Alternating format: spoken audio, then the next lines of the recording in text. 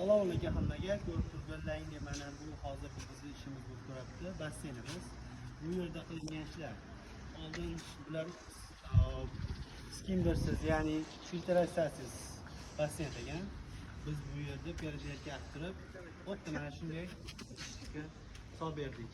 Bu yerda skimberimiz, bu yog'imizda esa forsinkalarimiz turibdi. Ko'rib turganlaringdek. Endi buni yuragiga tushamiz.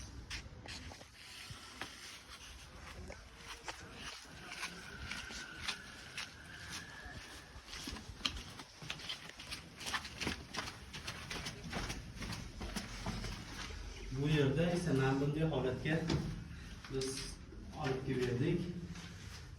Baho berib qo'yasizlar o'zlaring. Filtratsiyalarimiz hammasi akkuratli yig'ib berganmiz. Kimga shunday xizmatlar kerak bo'lsa, aloqaga chiqinglar. Biz hamisha sizlar uchun xizmatdamiz.